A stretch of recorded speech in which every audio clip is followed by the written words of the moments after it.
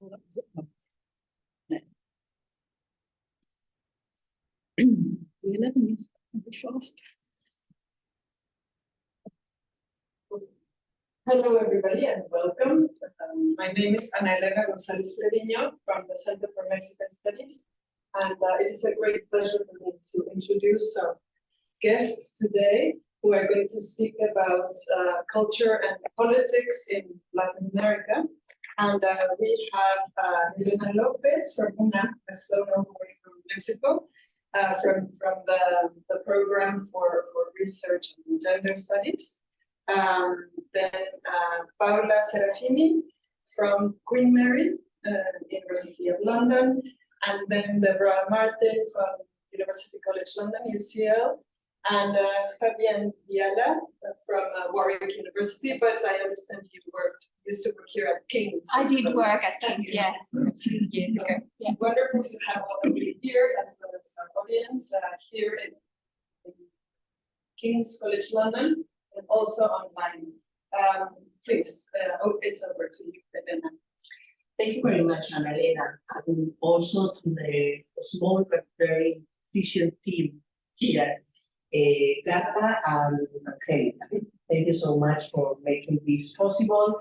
As Helena was saying, we are going to discuss a few questions, actually 3 questions, about the relationship between culture and politics in Latin America and the Caribbean.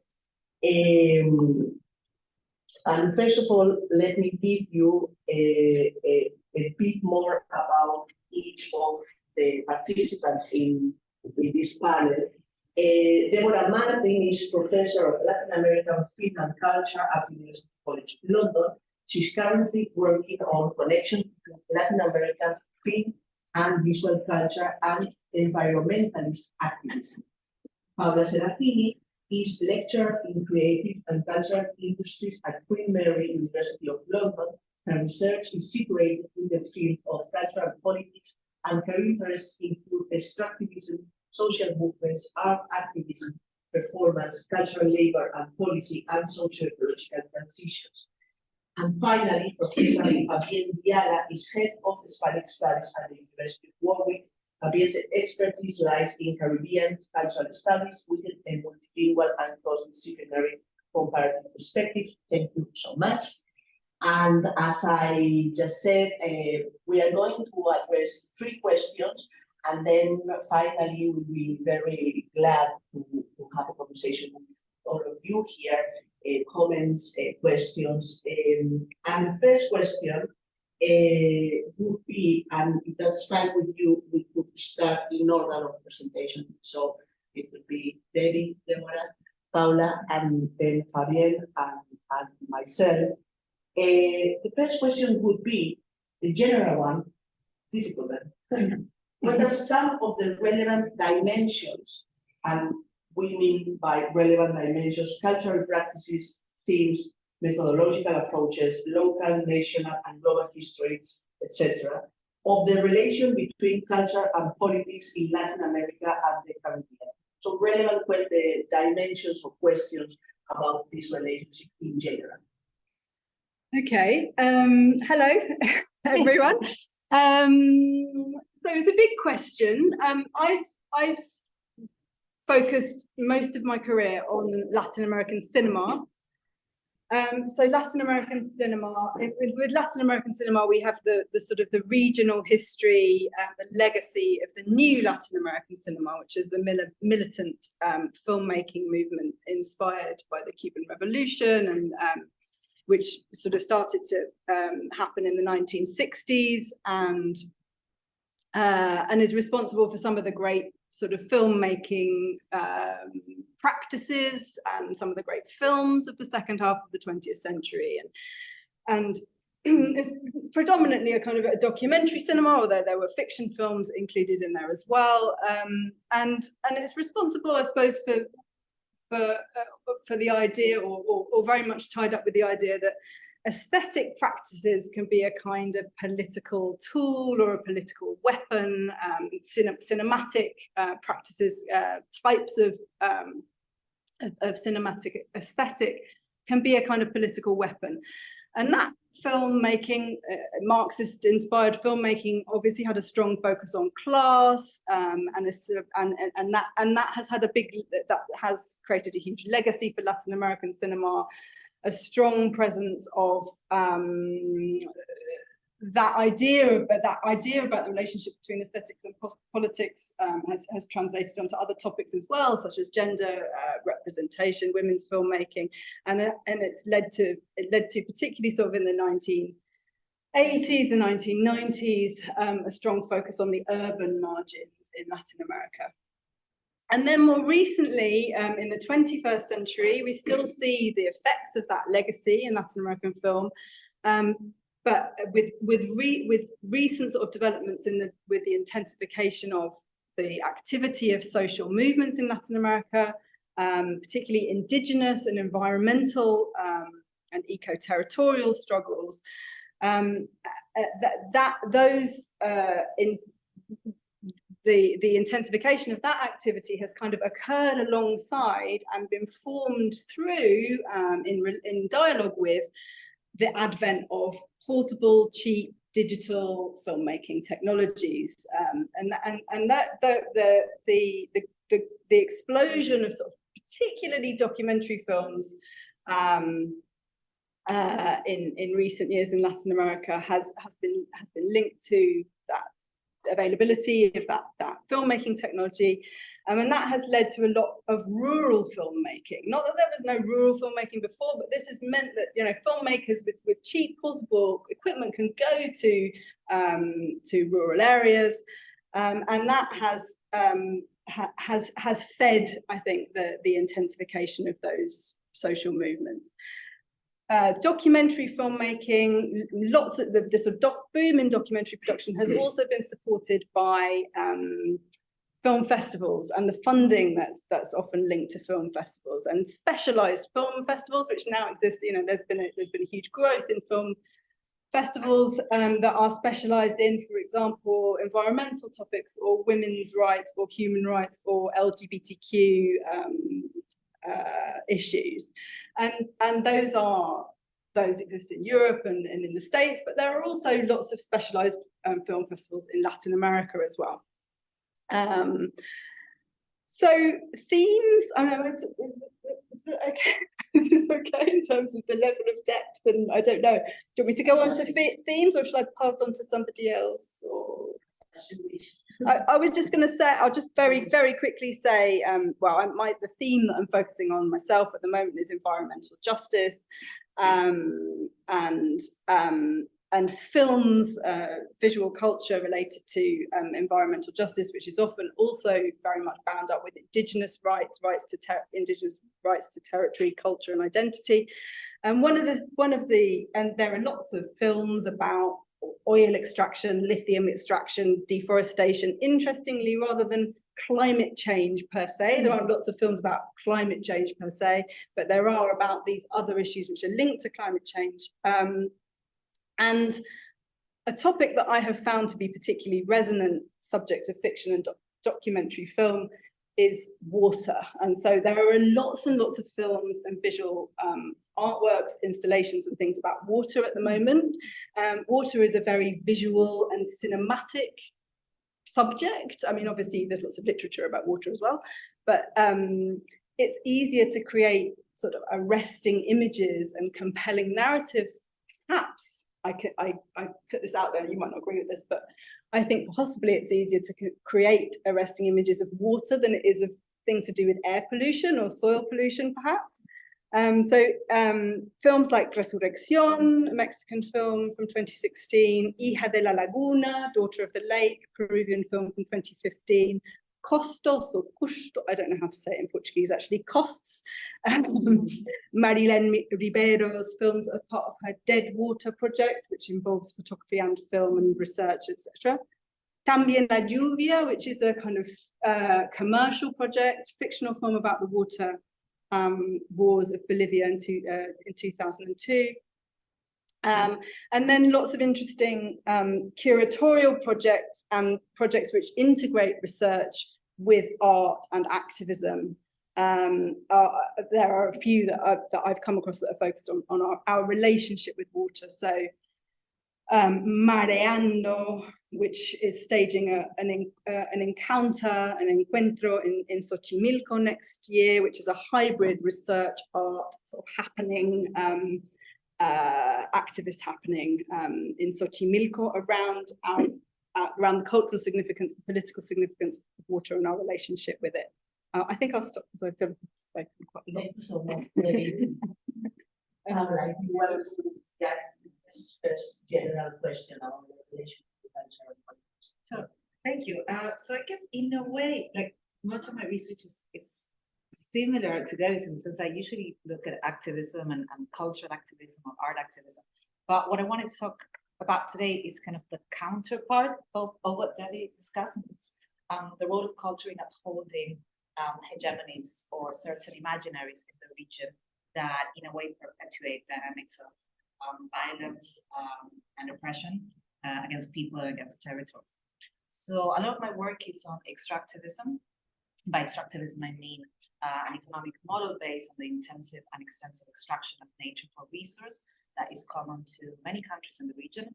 But I also mean a social model and a paradigm, we could say, that underpins the current development project. And that was installed in Latin America since its colonization. So even though part of my work looks at activism and how artists and activism from my communities make art to, in a way, respond or try to counter extractive dynamics and create other ways of living. Part of my research also looks at how it is that, in a way, extractivism is kind of accepted by many people, that it's not put into question, and that in countries where there is a shift of governments from left to right, extractivism remains a constant. It all obviously varies according to country, but at least in Argentina, which is where I'm from and which is one of my places of research, that tends to be the case. It's a very marginal critique. And I'm interested in kind of looking at why that is. So I think culture has a key role in upholding and reproducing extractivism, and that started with the first images and narratives that were created around, in this case, the Argentine Republic. Images of the country's richness and narratives in novels, in paintings, and then eventually in film on TV about the country being destined to provide the world of nature, being the barn of the world, the granero del mundo, providing other countries with food, and that's what we do, and that's our advantage in the economy, and that's our destiny. And there are also other narratives that have, in a way, facilitated the oppression and displacement and genocide of indigenous people, which then in turn facilitated extraction in specific regions, such as in Patagonia. So ideas of Patagonia as a kind of desert place, desert of civilization, by which we mean a particular European idea of civilization, and now a place in very high tension because of the advance of this extractive frontier in the form of fracking, in the form of open pit mining. And there is a resistance there. And the response to the indigenous resistance has been to completely demonize and delegitimize those claims, to reproduce, again, long-standing ideas of what indigeneity is. And if someone is speaking as an indigenous person, but wearing jeans or having a cell phone, then the media says they're a fake indigenous person. And this, again, reproduces kind of the ideas that you see in school books. Like when I was in school, I'm kind of getting old, but I'm not that old. And the books that I saw in school, reproduce this idea of indigeneity that was very stuck in time and stereotypical and completely messed up. So I think there is a lot of culture that still sustains that, and we can see it in different environments. We can also see, talking about water, a few years ago, I learned about some books that have been distributed in schools in the northwest of the country, where there's a lot of open pit mining and it's a contested issue.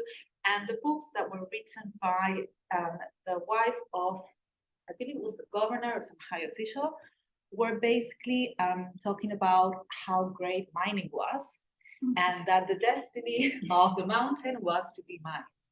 And that water was fine with it. It was like something ridiculous about like changing the perception of the water cycle and yeah. And so yeah, there are a lot of different ways in which these ideas are perpetuated. And I think when we study those narratives, those images, we also have to look at the underlying ontological assumptions that sustain them and underpin them, right? So what ideas of culture and nature do we have of civilization and barbarity, which is, by the way, one of the founding slogans of the country, but also reproduced in many countries across the region. There is still a very kind of, and this, I know this varies a lot according to country, so that's why I'm cautious to speak about Argentina specifically in this case. But with Patagonia, it's like this very romantic in the sense of the artistic movement idea of nature as sublime and something that's distant to us, that's there, and that kind of continues to this day. And that is supported by an underlying understanding of what nature is and what humans are and how we relate to the rest of the environment. So in terms of themes and approaches to studying the relationship to culture and politics, and with this I'll finish, I think political ontology is key.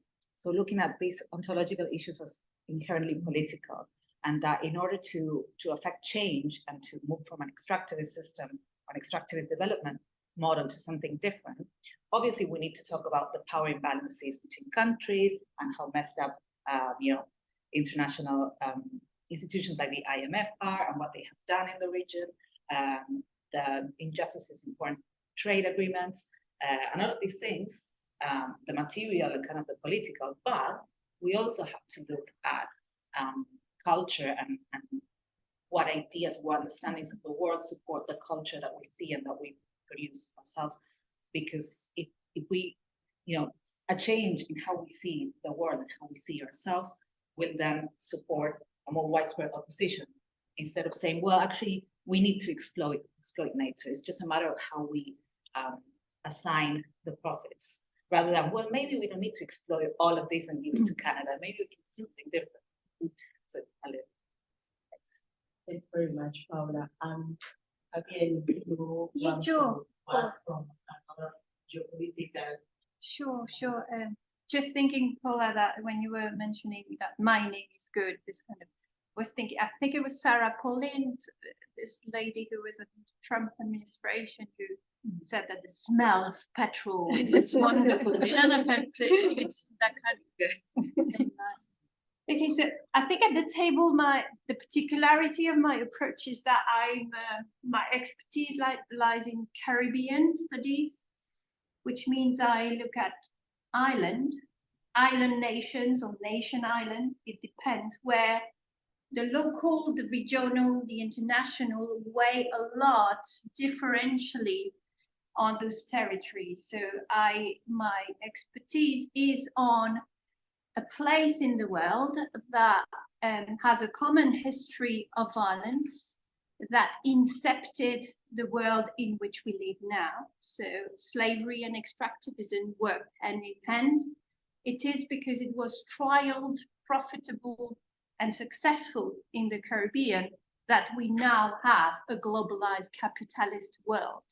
Because the idea of profit making at the cost of humans taken for free and resources taken for free without no responsibility, we take it because we can, we do it because we can, is still the logic that inhabits this notion of success story of the good world. And it's also the reason why it's really difficult, because the notion of extractivism or people enslavement, modern slavery, you still will have everybody feeling sorry about it, but the idea, yes, but what can we do? Well, the Caribbean incepted the possibility to create generations of human beings that do feel sorry for violence, but do build a resilience toward it and accept the fact that inequality is part of the fact that the world needs to function. And there's no equality in the world. This is a narrative that goes completely against the grain of different, we could call them the indigenous narratives in a broader sense, that goes against the grain of other traditions in the Caribbean. So the islands where I work the most and where I have most connections for different reasons that could be family based or not would be Cuba, Guadeloupe, Martinique, and Jamaica to some extent, not all of it, depends on for fieldworks and expertise.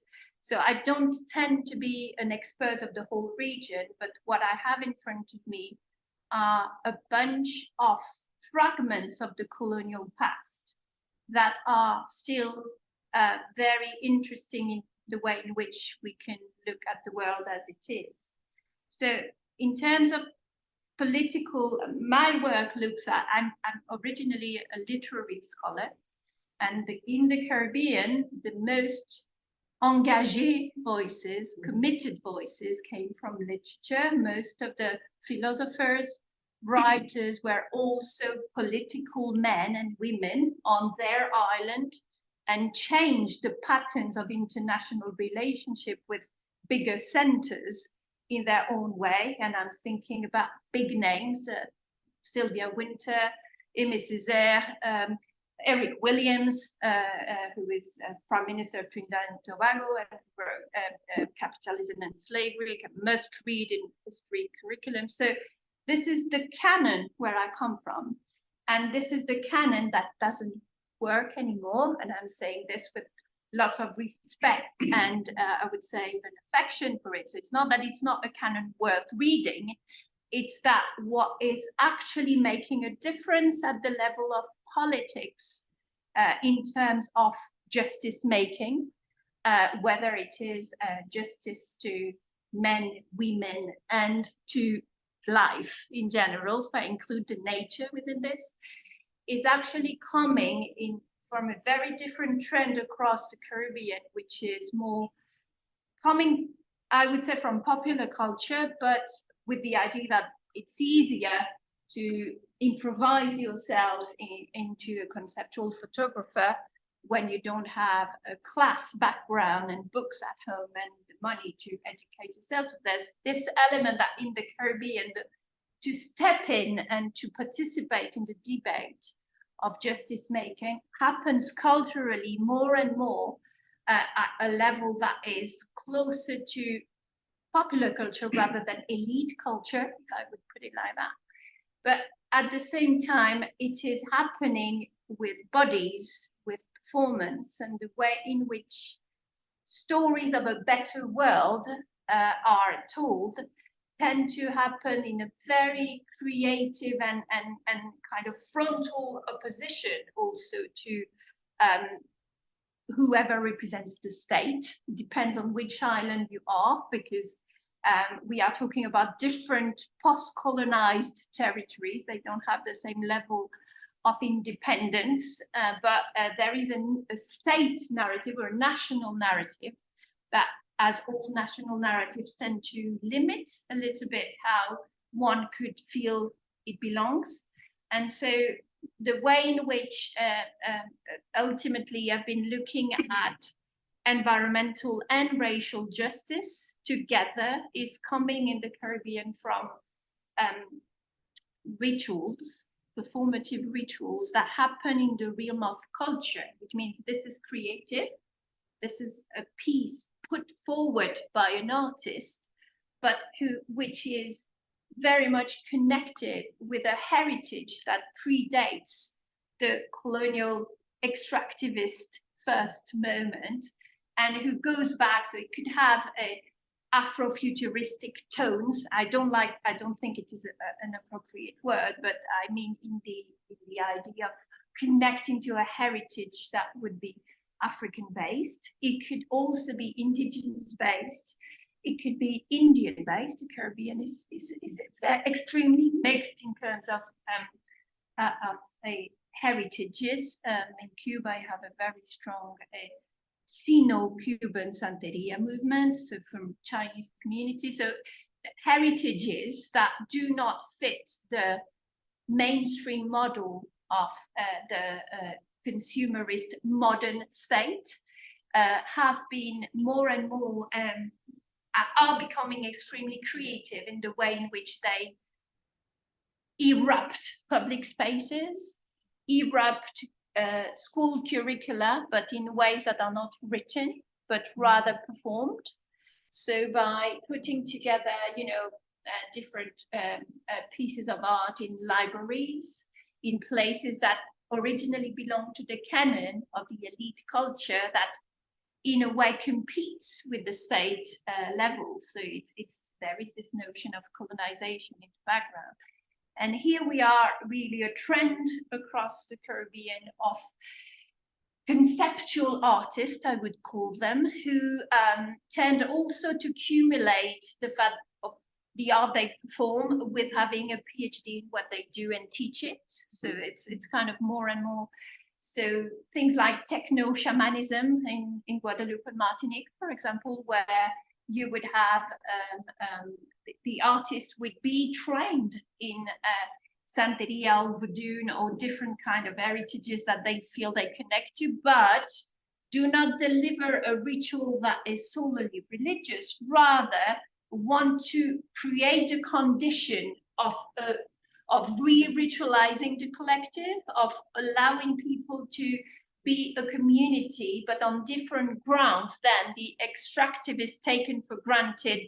Equality is very sad, but inequality is very sad, but we need the money.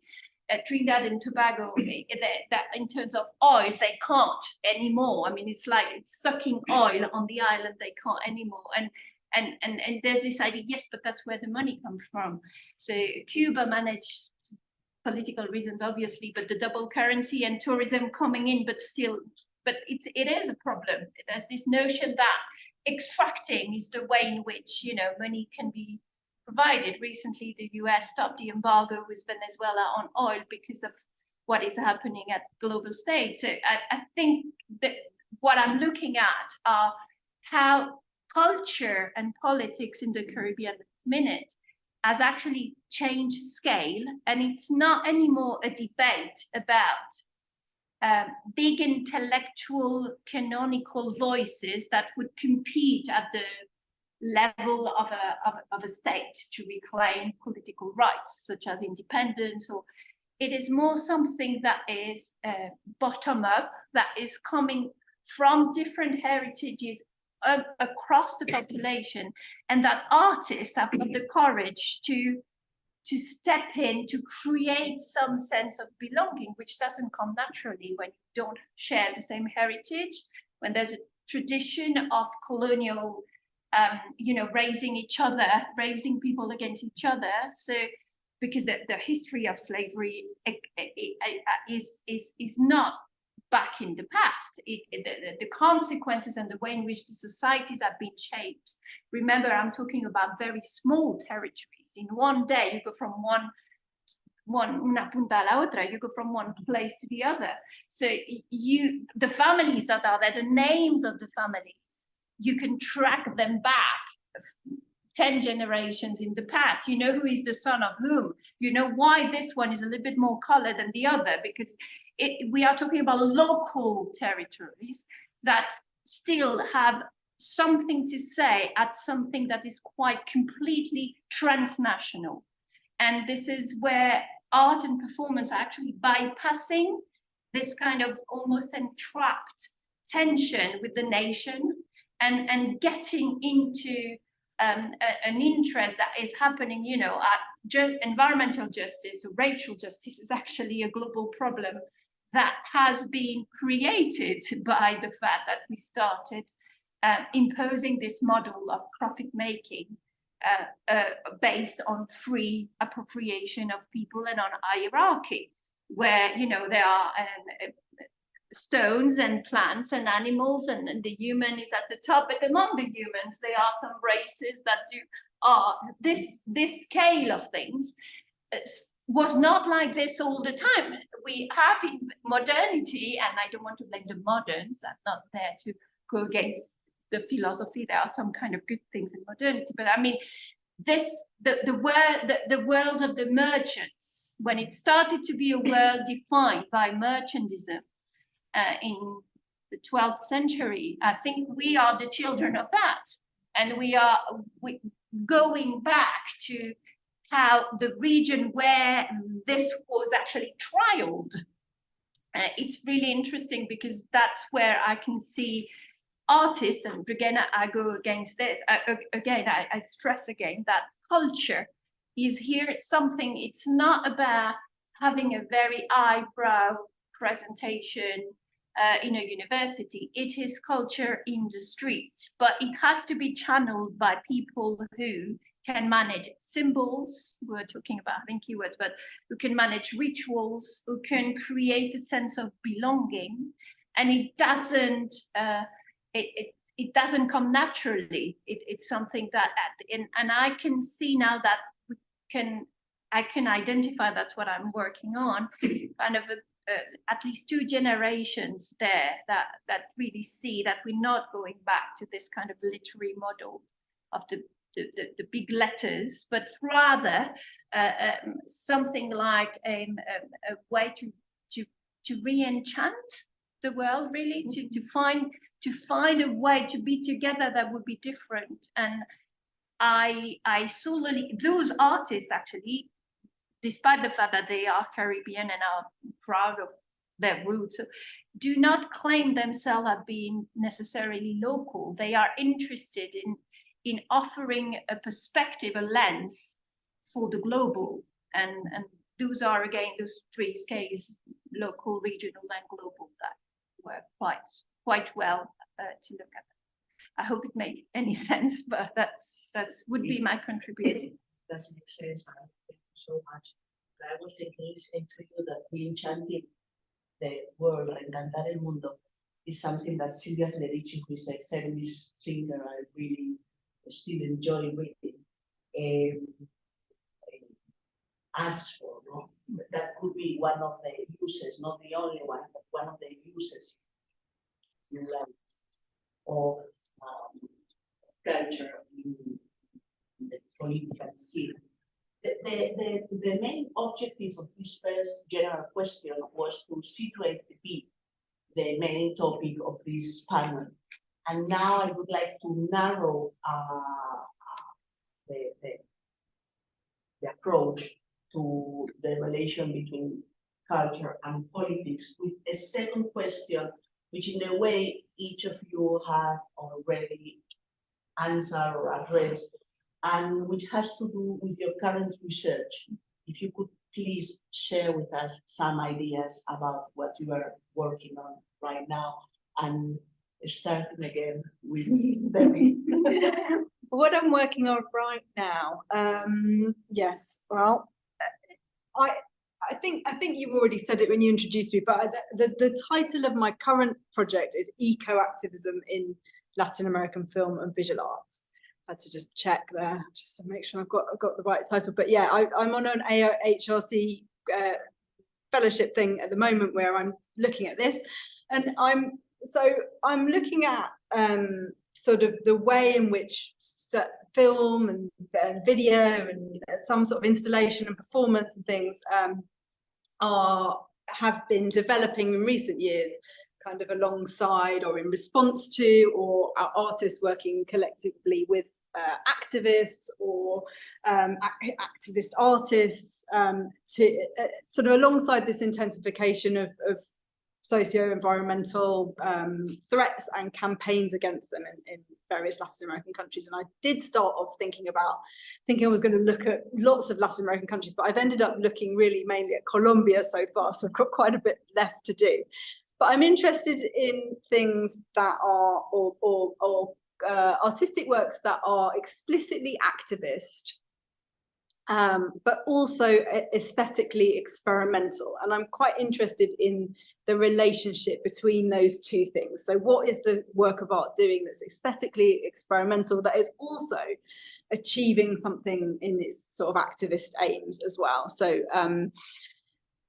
so to give 2 examples of things that I'm doing at the moment, I'm writing about, and I'm also making a video essay about, which is a sort of a new thing for me, making video essays. So my first sort of video essay that I'll be the sole author of, about the campaign in Jalisco in Mexico against the poisoning of the river Santiago, which is a major river in Mexico. It's being poisoned by industrial pollution. An industrial corridor was established along this river in the 1960s, the 1970s. Post NAFTA, it became much easier for US companies to set up factories there and have environmental practices that they wouldn't be able to have in the US because of tighter regulation.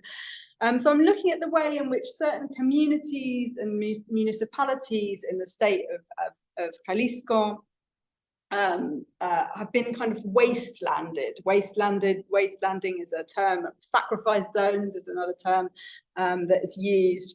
You know, to designate areas which are not accorded the same treatment, that don't have the same regulation, the populations of which are seen as expendable by industrial pollution, and the pollution that happens in this area causes high rates of cancer and kidney failure, etc., and devastates the local environment.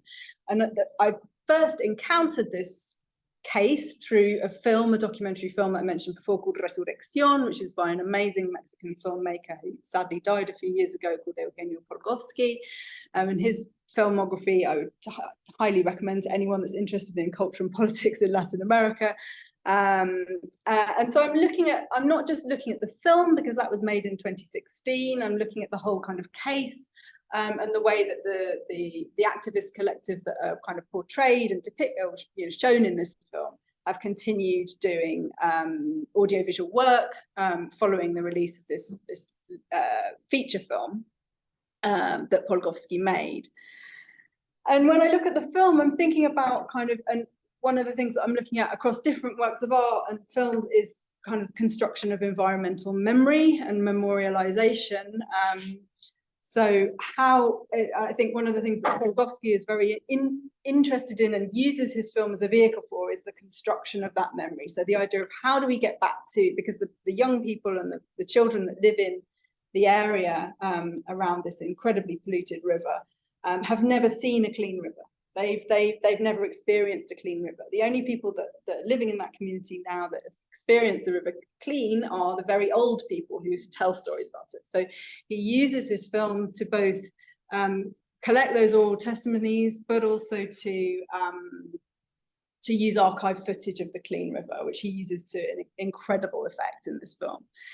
So how do we get back to the pasts that we need to sort of see our present more clearly? And I think Polgovsky provides an incredible answer in his film and through his filmmaking practice. But he's obviously denouncing and documenting the pollution in this film. But I'm also interested not just in that denunciation and that documentation and the memorialization, but I'm also interested in the way the film creates what we might call a cosmopolitical aesthetics. So one in which the river is given agency and subjectivity. So it opens up the meaning of political beyond the human, and this obviously comes back to what you were saying, Paula, about political ontology, and what you were saying as well about the hierarchy of human and non-human, etc. So how does his filmmaking, so this comes back to what I was saying about aesthetics, the aesthetic element of the film. So how does his filmmaking aesthetic situate the river as a kind of earth being with agency, and how does it foster a connection, a different kind of connection between the spectator and the river? And then, I mean, if I've got time to talk about another thing I'm working on, or should I just stop there? I'm also working, so as I said, I'm just quite interested in lots of interesting cases in Colombia. I've got a long history of working on Colombia anyway, and I've just come back from the Putumayo region of the south of Colombia. And there I've been sort of looking at a number of initiatives, cultural initiatives and artistic initiatives that are linked to the Inga people there who are working on the establishment of an indigenous university. And there are other indigenous universities elsewhere in Latin America, but in Colombia, I think this will be the first. So they want to establish a pluriversal university, so a university which is not structured or organized following kind of Western practices, but they want to come up with their own idea of what a university should be. And lots of artistic and cultural initiatives have been being created by the Inga in conjunction with other people to, I suppose, communicate about this project. So several art projects that I've been looking at, I've started to look at, include a video installation by the Swiss artist Ursula Beeman, who works in conjunction with the Inga people to create something called Forest Mind. She's also done other work in Latin America as well, in Ecuador. And she's created this incredible video installation that's currently being exhibited in the Claustro de San Agustin in Bogotá, which is right next to the presidential palace. So this whole indigenous university project is being exhibited, projected right in the kind of center of power in Bogotá. And another project which is really interesting, linked to the Indigenous University, is something called Ahuasca Alpa Territorio Tejido, which is it's a massive, large-scale woven map that's woven using the indigenous weaving techniques.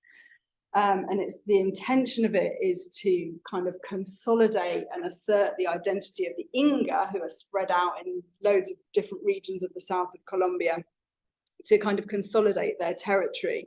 And they represent on this massive map, which is currently being exhibited in Europe, in Berlin, their councils, their cities, their rivers, their valleys, their forests, etc. And so they're working on this project, which I think they're planning to continually keep updating and stuff when it comes back to Colombia, and to use it as a kind of pedagogical tool, as a means of consolidating their identity and their territory, as a means of protecting their territory from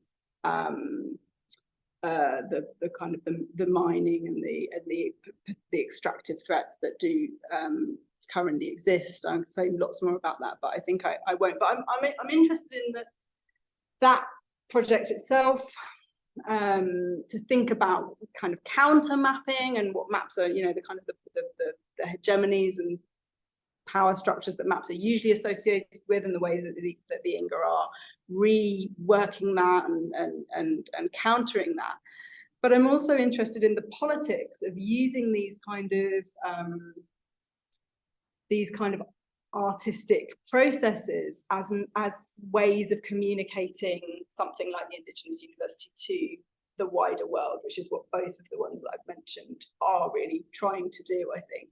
So the politics of kind of who gets to participate in those spaces and in those processes, the politics of how it gets taken outside, how these artworks get used to communicate.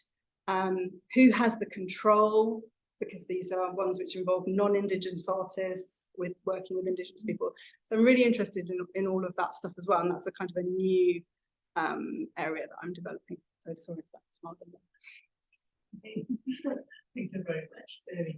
Paula, you want to share with us? Sure. Yeah, thanks. So right now I'm working, my main project is more practice oriented, I would say, concept oriented. So I'm working with a colleague at the Universidad Nacional de 3 de Febrero in Argentina on a project called Mutua, which is kind of like a space that we created for collaborating on the relationship between the cultural industries and the environmental crisis, we would say, ecological crisis.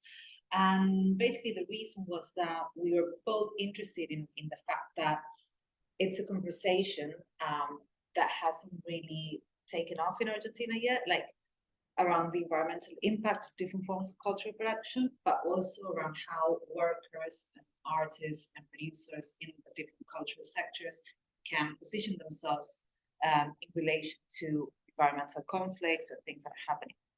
And in a context like Argentina, this is very challenging for a number of reasons.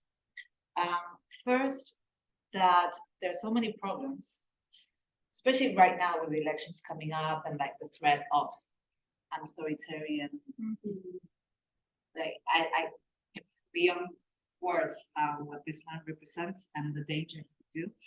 But yeah, it's so and with 40% poverty, a financial crisis, or inflation, etc., there are many problems, and the environment has always been at the bottom of the list precisely because there was this understanding of the environmental as an imported fad, as Greenpeace, as the polar bear, when in fact, you know, it's actually about extractivism. And you were saying like there's so many films about oil and mining, not so much about climate change. Because within Latin America, like the environmental issue is extractivism. It's happening now. It's like not in the future. It's not the polar bear. It's like here. And but the point that we kind of want to what we want to do with this project is precisely finding a way for cultural workers to kind of engage with the complexity of how environmental issues are actually tied to inequality, to poverty, to visions of how we want to develop the country, because supposedly the creative industries are you know, engines of growth and of development, and the UN is all about creative industries and all that, but how, for whom, and how can we think about this whilst we think of what kind of society we want and what kind of socio-ecological transition. So it's a very ambitious project, really, which we just started with a laboratory in June with participants from different industries like film, music, visual arts, museums, design. We're all people that have been working with environmental issues in one way or another, but perhaps in different ways and in isolated ways. Some of them through the content they create and the narratives they forward the work. Others through the processes. There are a few people who have been participated that have been the first ones, for instance, in the field of film, to develop protocols for measuring the environmental impact of production. But at the same time, their view is very critical and very unlike what we see here in the UK. And that's the other motivation that we have for doing this now, despite all the challenges and all the problems in the country, in the region, is that we thought it would be a good time to intervene and facilitate a space where cultural producers can actually work together to generate an idea of sustainable culture that doesn't actually import the protocols from the UK or from Spain or from Italy or from the US, as it's usually done, because they tend to fail, but to actually develop our own tools and policies and ideas and proposals that emerge from the South American context and that are attuned to the other problems and that work in an intersectional manner. So talking about, you know, environmental impact, we're also talking about financing models and talking about discrimination and talking about federalism and different questions that are the type. So working on that, and then parallel to this, I've also been developing a line of work on feminism and ecofeminism, you could say, and thinking through how the notion of the body territory, which is a Latin American idea for trying to connect the common roots between violence against territories and violence against women and racialized bodies, how that notion, which is very obviously context specific, can be useful for a feminist Latin American diaspora. So this question I've been exploring through academic work, theoretical work, but also through practice, collective practice and individual practice, and written a few kind of not so academic pieces. And then there's ideas like, I'm very interested in this idea of transition, sociological transitions, and the role of culture in that. What can culture contribute to wider social change where obviously we need to change doing things. Everything's gonna burn. So yeah, that I hope to be able to contribute to that question. Modest way. Thank you very much, Paula. Fabienne. Okay. What am I working on? Well, I told you a little bit already, but I think the umbrella term that could sum up what I'm working on at the moment is speculative storytelling. Not in the sense of science fiction necessarily as a genre, but how telling a story that it's set in the future can affect really the way in which you are going to impact the future. So I'm looking at it at different ways. One is about is set within the more academic, I would say, the limitation of those artists I mentioned. So through the lens of activism, so artists that are activists and who are looking, and I'm looking at it from the lens of reparations, and it's voluntarily that I'm bringing the S on reparation, but to depart from the political reparations, the one that, you know, the idea that when there is wrongdoing, you go to court and there's a situation, you have money that kind of compensates the damage. At the minute, there is still the CARICOM, the community of the Caribbean islands and nations have a case against slavery, claimed reparations against slavery at the International Court of Justice. That obviously is a dead end and is never going to work because the different nations have set up a very interesting dance in which Guadeloupe and Martinique cannot claim against France. You can claim against England if you want, but not so. This legal aspect or political aspect of reparation is really not what my interest lies in. I'm really looking at repairing in a way that is very much more linked to affects and to how you can really impact people. So mostly those speculative storytelling lines are a lot about fear and about hope. It's a lot about being terrified about what is happening and about being okay with being terrified to go to the next stage, which is what do we do with it? In the monograph I'm working on about Caribbean activism and futurity as a lens in which stories of the future that could be dystopian, not very happy stories, can actually have embed a lot of skills coming from the past, so that this reconnection with a heritage that is prior to a time, you know, that has been forgotten. And so I'm looking at those different storytelling ways, mostly, for example, in the way in which artists endeavor to have a piece of art that is not static and flat, but rather that is a conceptual trigger that creates interaction with their public. So pieces of art, for example, Omar Estrada, who is a Cuban artist who lived in Canada, he had a piece called Tepox Toque, because there was drums and stuff, but his whole thing is extremely complicated when I'm going to see it. But if you are in the room as part of the audience, you participate into something extremely experimental. So he wanted to question the truth about belonging, paternity, and to kind of explode this notion of truth into different levels.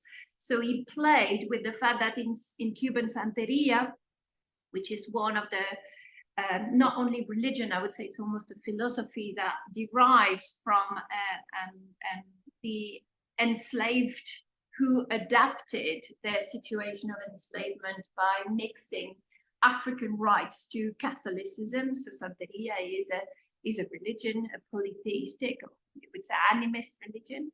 And Santeria is mostly based on divination. And so you see the future, speculative fiction.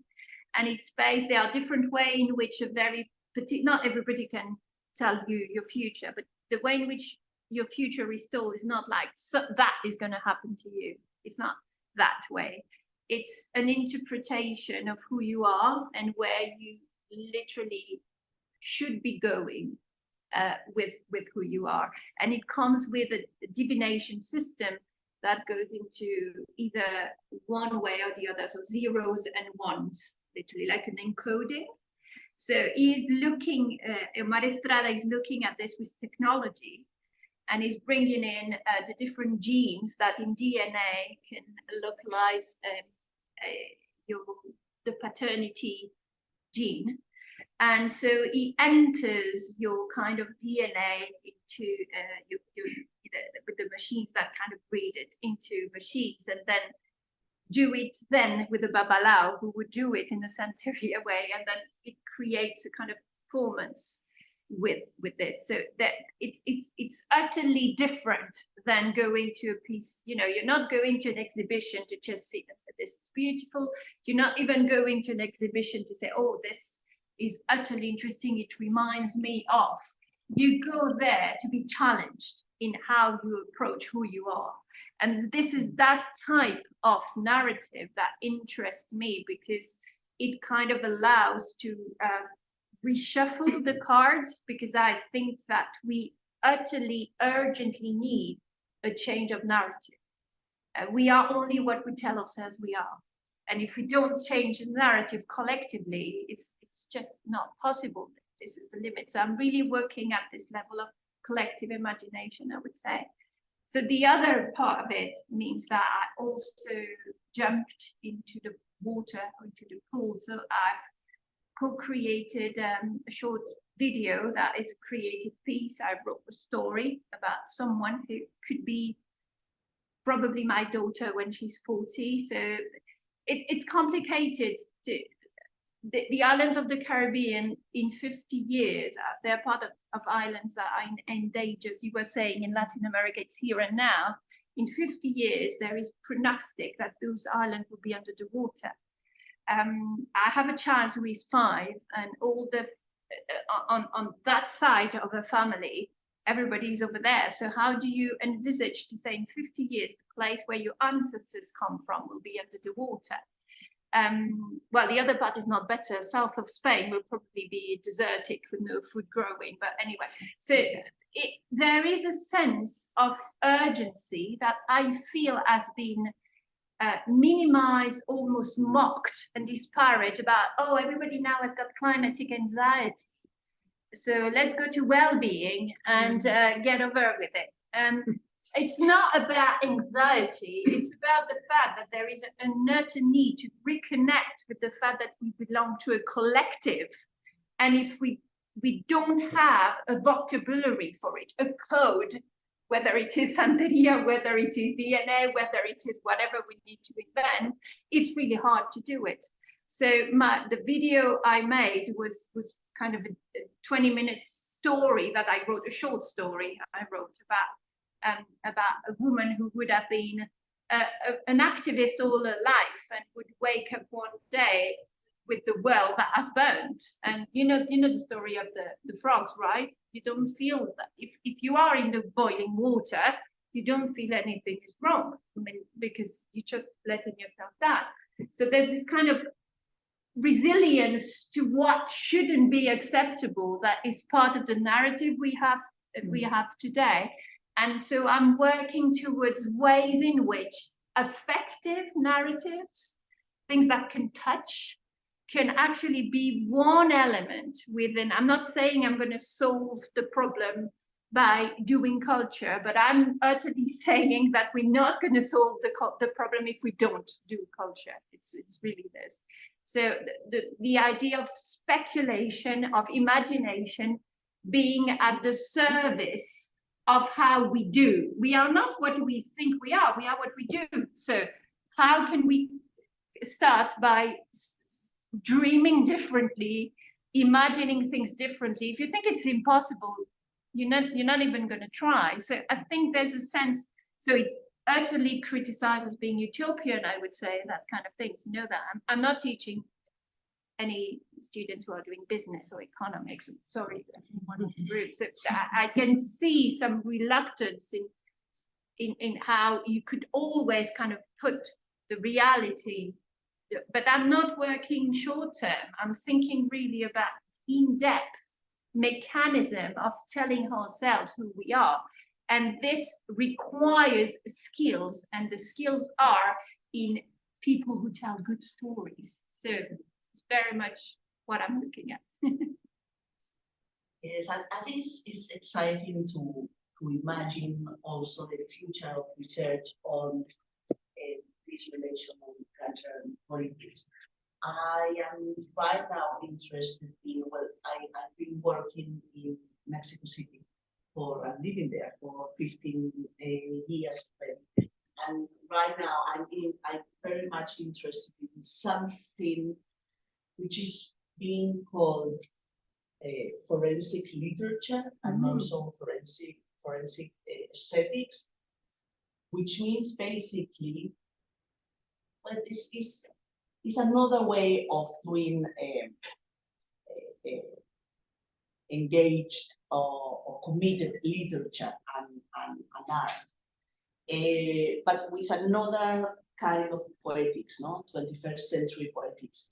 And basically is the idea that culture in any way, cultural practices in any way, can give evidence of a human rights violation, etc. I don't know if you heard of this writer, Cristina Rivera Garza, and she has just published a couple of years ago a book on the femicide of her sister 30 years ago, called in Spanish, Invencible Verano de Liliana. I was checking yesterday, and fortunately it was translated into English as Liliana's Invincible Summer, a sister's search for justice.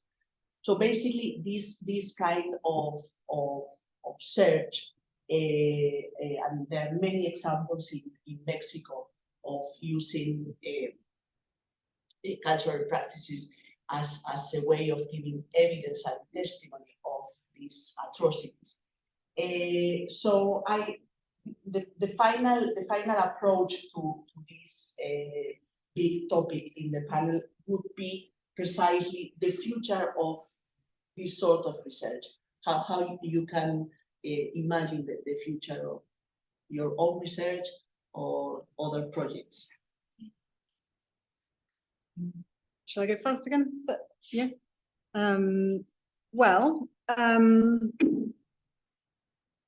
It might be a list of shoulds or hopes rather than wills, but I think one of the things that I think you touched on as well, Fabienne, or perhaps I'm going to put it in a different way, but academic articles, journalistic pieces, scientific reports can only go so far. For example, when communicating something like, facts and figures, using facts and figures to communicate with us about, for example, environmental problems. So the thing that art can do, I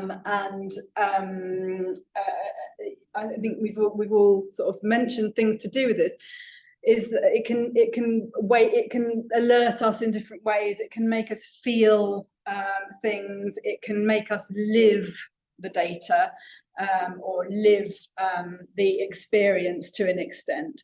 So art can perhaps help us to overcome sort of our tendency to look away, or our cognitive dissonance that might characterize our relationship with any number of issues that we don't perhaps want to think about.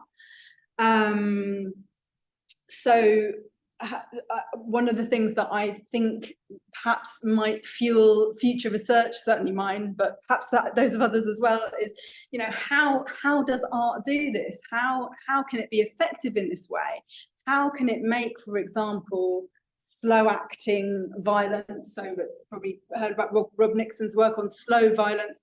How can art make that invisible violence or slow acting violence present to the viewer? In my case, I'm thinking about the viewer usually.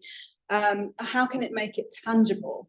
So I think perhaps more attention should be or will be paid to those kind of questions. And we've already talked, both of you have mentioned things about the transition that we need to make, and how stories and narratives of life and culture, we need new stories and narratives of life and culture.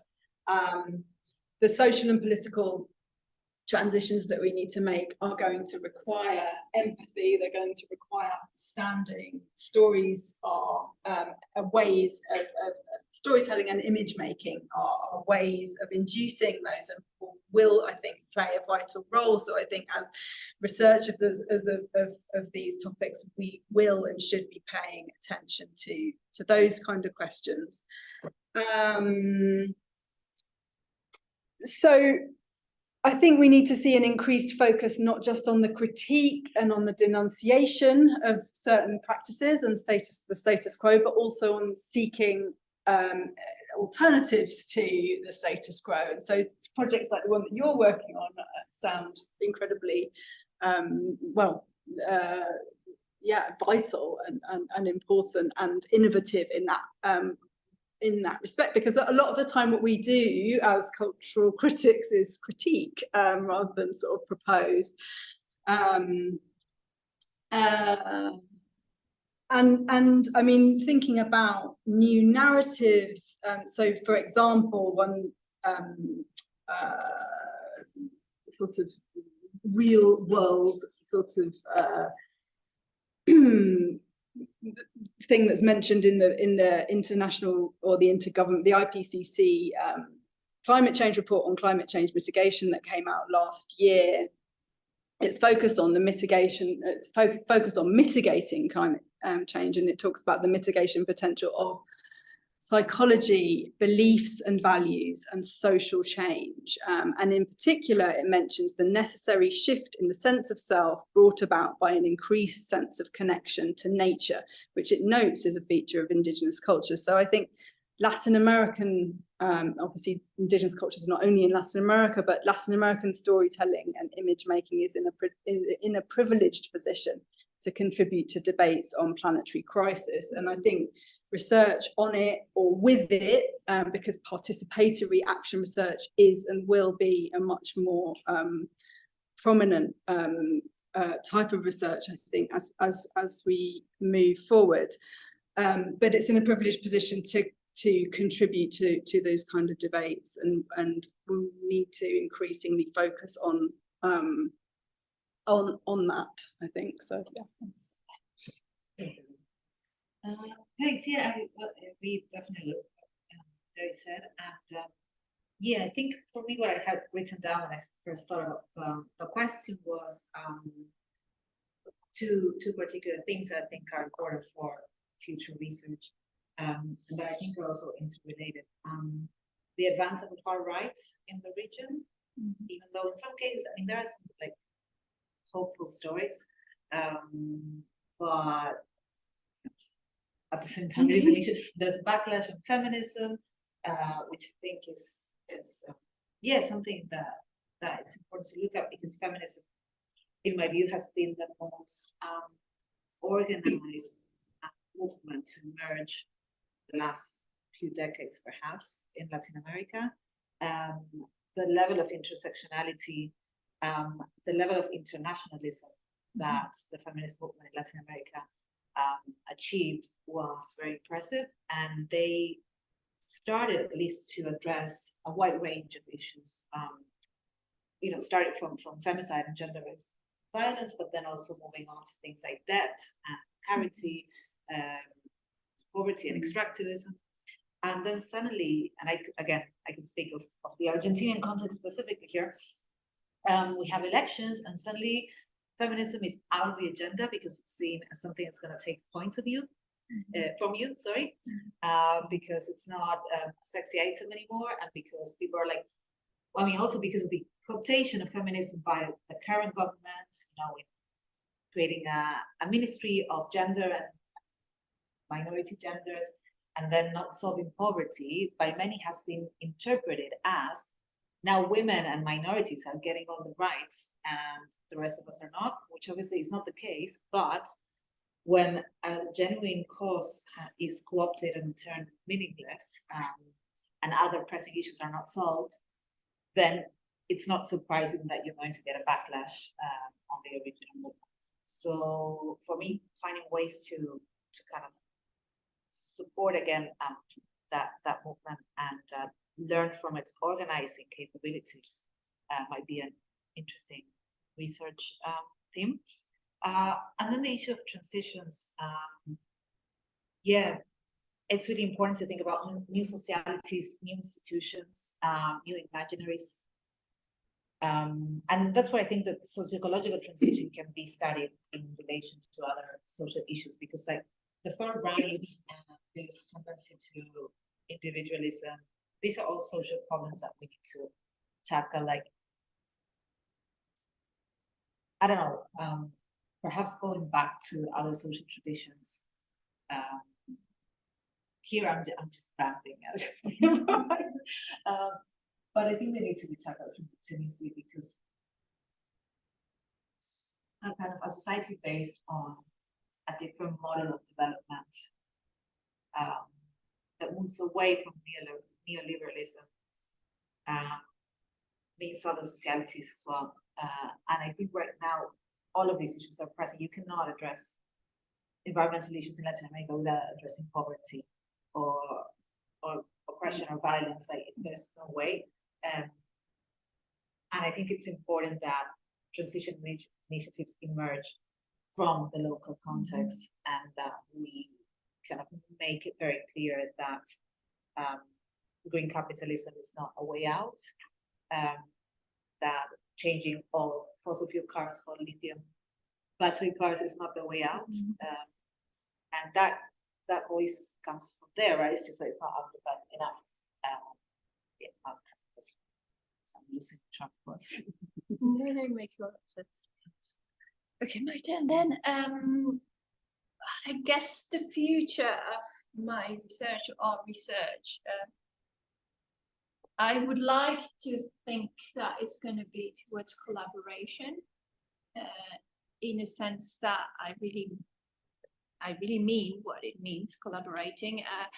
In terms of culture and politics in the Caribbean region, one of the things that really continues to block things is identity politics. So where literally different traumas compete towards, and it goes back to what you were saying, Paula, about the fact that if you improve things for women, then it's said that you don't take care of, you know, minorities, and where do you put the scale? It's a kind of competition between different pains or different situations of hardship. So in terms of race and environment, which are the two injustices that my research wants to address together, because I do believe they're part of the same system, it's difficult because in terms of activism, environmental activism has been traditionally extremely white. While you still have a lot of local activism, because the people who are impacted by environmental injustice are actually from racial minorities or considered minorities. But in terms of the scholarship or the visibility, there is this kind of competition that it goes back to, you know, the dilemma that Audre Lorde mentioned once, that, you know, you're Black and you're a lesbian, so what kind of do you have to have one cause, and you need to choose one because you can't be, well, I think collaboration in the sense that to allow us to see that it's not about a competition of multiple hardships and discriminations that are eating up the planet and the people, but rather, I would say, a system. There is a systematic pattern there where it is the same story that is damaging things at different level, whether it is gender, whether it is race, whether it is nature. So, and myself as a scholar who is mostly based in, you know, in humanities and in language. I mean, I teach in the School of Modern Languages. In a climate, in a political climate where languages are presented very often as decorative, as having a nice conversation and order a sandwich in different countries of the world, but languages are there. They're there. They're where you breathe. They're what you feel. I feel differently in French, in English, and in Spanish because I am. And we all have different languages. Doesn't mean skills of a specific language that has occurred, but I think we are all in that kind of ability to talk different languages and to collaborate from different us we are. But it's extremely difficult when it comes to looking at it from the point of view of research that tends to be also extremely disciplinary and reduced. It's because here you have wonderful ladies who are actually open arm people, that you have someone who is mostly working on Caribbean territories where half of them do not, I mean, they're not necessarily Hispanophone. There are a lot of Creoles, but it's fine for me to talk about this in dialogue with Latin America, because there's a lot of the Caribbean that is Latin American. But even in terms of, you know, institutions or political choices that are made at cultural institutional level, it's very difficult to have collaboration, because it's often seen like lenses that are put together, and it's difficult to kind of cut through and to see the link between things. And I think that one of the things that is really hard with the type of global crisis we are looking at is particularly their globality.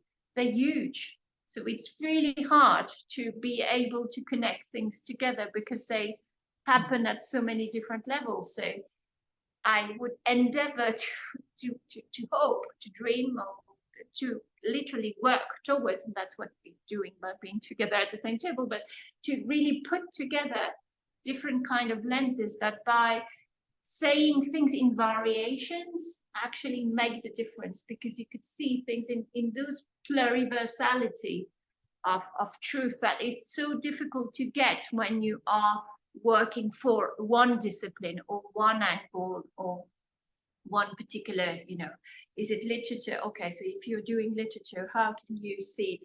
You know, that kind of notion of very particular skills. Of course, there is specific expertise, but I would think that it is only by kind of bringing different lens together through the same kind of cause, I would say, that we would be a bit more empowered to understand where is the problem and how we can have a different way to approach it. So it's short, but I think, I mean, you said most of it, so I don't want to repeat what you mentioned. So I would just say that it's important, because it's really hard to, fragmentation is still the way in which knowledge circulates, very much, and it is how it is quick, short, and decontextualized. And I think that our work as researchers is really to recontextualize things constantly, and we cannot do it without a perspective that is wider than what we really know perfectly. We also need to invite what we don't know anything about, what we might know a bit of, and kind of, and that is what creates dialogues and conversations, I think. Fabienne, I think we have time now. Questions and comments, please. So many thanks to all of you. It's been wonderful to listen to you, and so provocative for myself. I can understand many ways, because we are facing that from our position. And from here, I would like to tell you all about the Center for Mexican Studies, which is the hosting organization for this event. And one of the ideas that is passed on to us as one of our missions is the promotion of Mexican culture, which is something that we do in different ways. We also host events just such as this one, where we see somebody from Mexico and try to get them into conversation with somebody from the UK, or working in the UK from multiple nationalities. And it goes smoothly. But this just happens to be a very significant date for Mexican events in the UK, and some people are aware of this, that on Thursday is the Day of the Dead. And last weekend we had huge activities, because it's been growing for the past 4 or 5 years, and I myself have been an integral part of the revival, and please look at that, or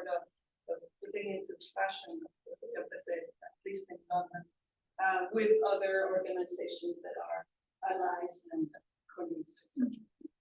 And there has been a transformation, I mean, people ask me, do you set up an altar at your home for the Day of the Dead? And the answer is, no, I don't, because this happens in villages, it happens in graveyards, it happens in other places. I'm an urban person, I'm an intellectual, I don't do that sort of thing, but I can very probably tell how the doors for a moment of openness within all the prejudice that there is about Mexican culture opens up a bit around this time.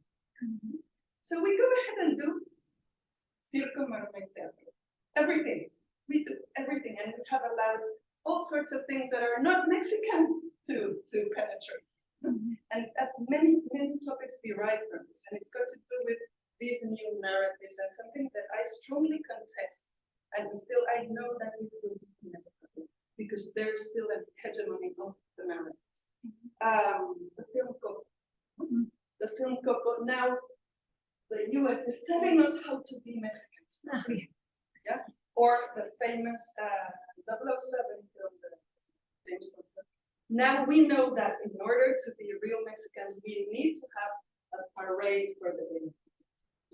And so there's a parade, and there was one on Saturday, there was one on Sunday. We're having an event at the British Library on the 2nd. You're still here, and we're having fun and all that.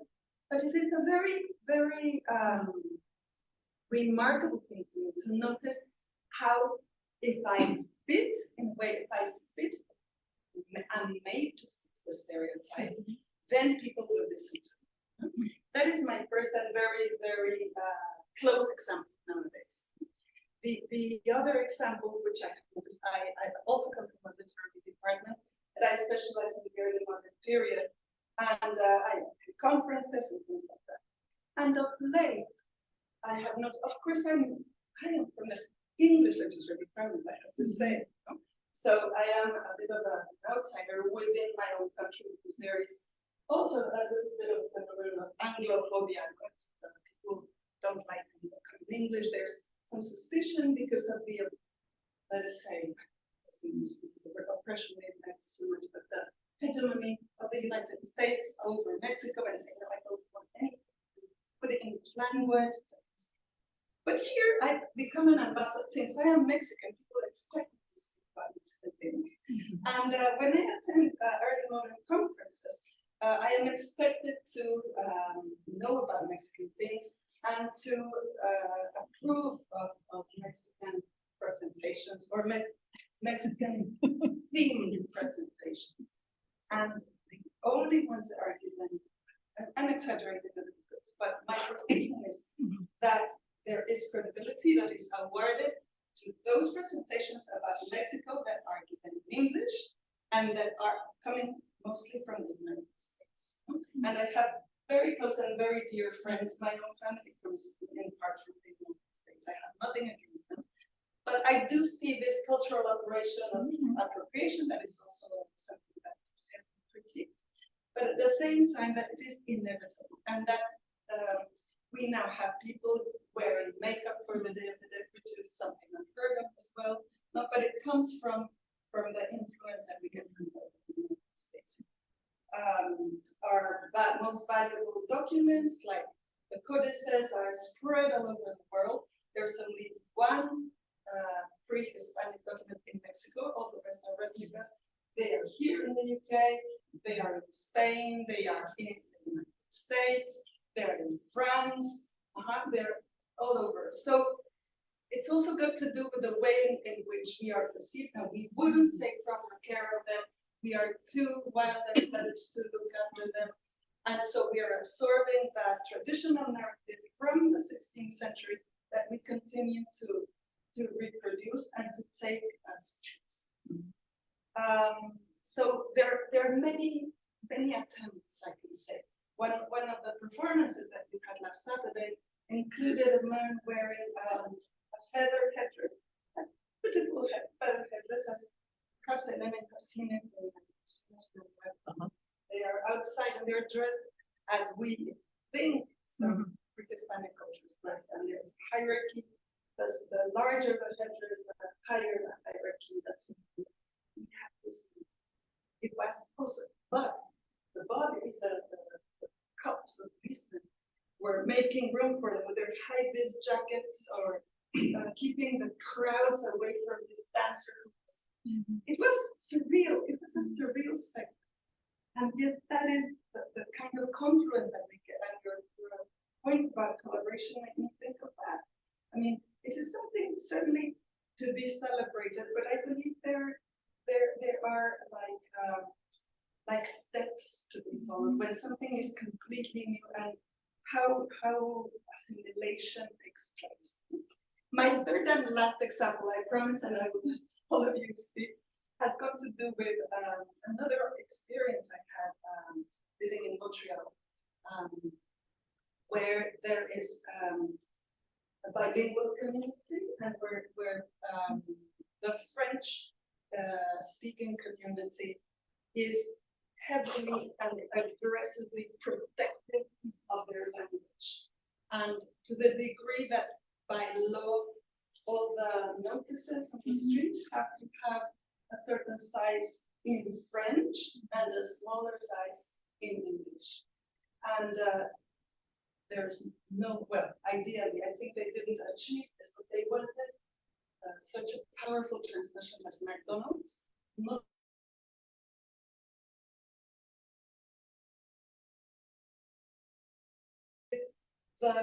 I would sometimes say, I spoke about this Anglophobia before, but there is really no significant opposition regarding the language in Mexico, where we get bulldozed by English, and we are very proud of speaking in English, and we have certain places that have English names and all that. So all these are very, very conflicting and very provocative. And I also, from a cultural studies point of view, which is what I believe I used to teach cultural studies a long time ago, and it's got to do with this temporary stabilization meaning, where you use your identity strategically at one point, but then you drop that mask and you put on the other one. And the fluidity of these politicized identities has got to do with a pragmatic approach to your identity management, if we can speak that way about this. And well, all of those things were going on through my mind while listening to you. Thank you very much, and I'm sorry for the rest of the audience.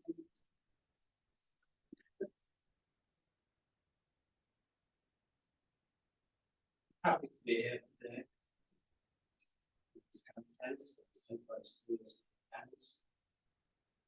My name is Antonio Castillo Perez, I'm Gary Funa, biologist. As you know, Gary Funa people lives in Central America and South America. We are indigenous people, we still speak our language. The first language is the Gary Funa.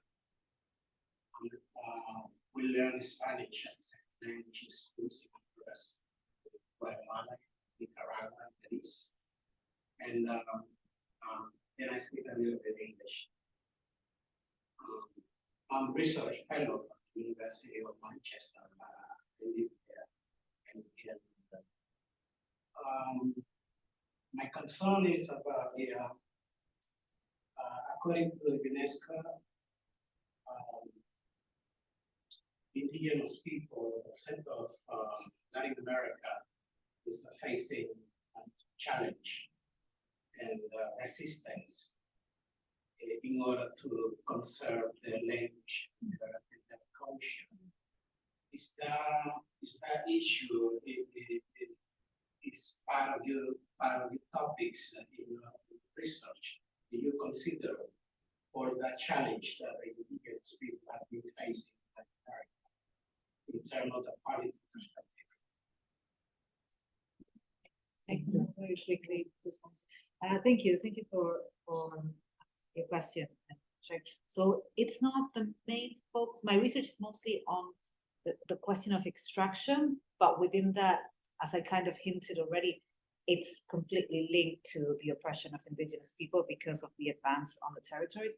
But as part of that, a work I published in the past looked at the right to cultural identity of Mapuche people in Patagonia, and how they were at the same time addressing environmental issues like the effects of oil extraction and the fight for their language and the rights. So there's a whole movement there for recuperation of the language of Mapuche and bilingual education and a lot of informal education environments as well, where people teach, like they create informal, like language groups and teach the younger generations. So yeah, I included in my work, but it's not I'd say I don't have enough expertise on it to kind of say a lot about it. Yeah, I started off looking at environmental justice, but it's completely inseparable from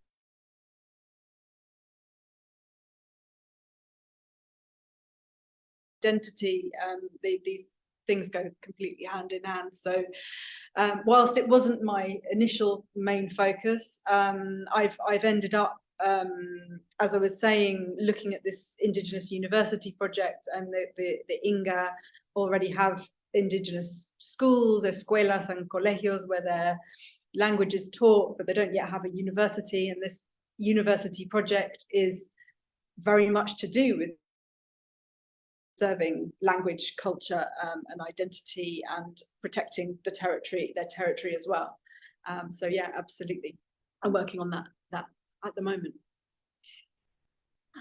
Well, I don't know. Do you know the work of Robert Charlotte? Have you heard of him at all? So Robert is a friend of mine, but he's a photographer from Martinique, and he did a tour, but really he went to Honduras to stay with Garifuna people, the community, because there is a sense of belonging that the Garifuna have managed to keep around languages. Actually, you still teach each other and to children. And this is something that is really interesting to look at from a perspective of islands of the Caribbean.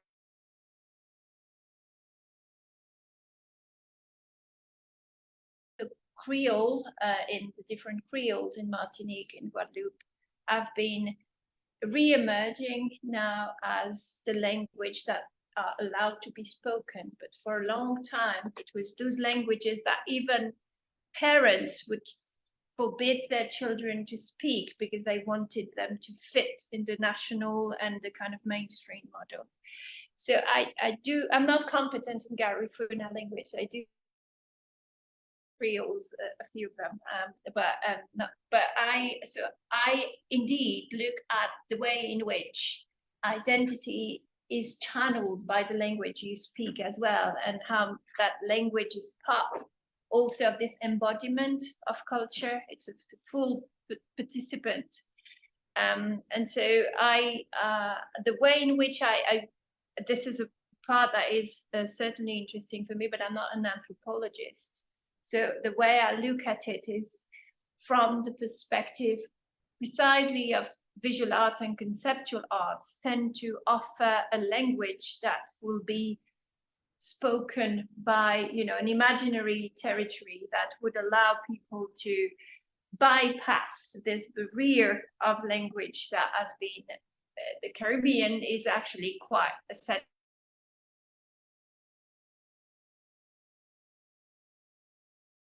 going back to some kind of together language that is certainly part of the reason why I look at performance and rituals in the way in which they do bypass the need to perform in a specific language. But there has been quite a lot of programs of re-inviting Creoles at the table, of kind of reteaching Creole and translating work in Creole back into Creole. It's quite slow because we're talking about territories that have been, well, Martinique and Guadeloupe are French. They don't call themselves colonies, but they actually practice pretty much kind of their territory is off, but so it happens only at the cultural space. But yeah, and thank you for bringing that in.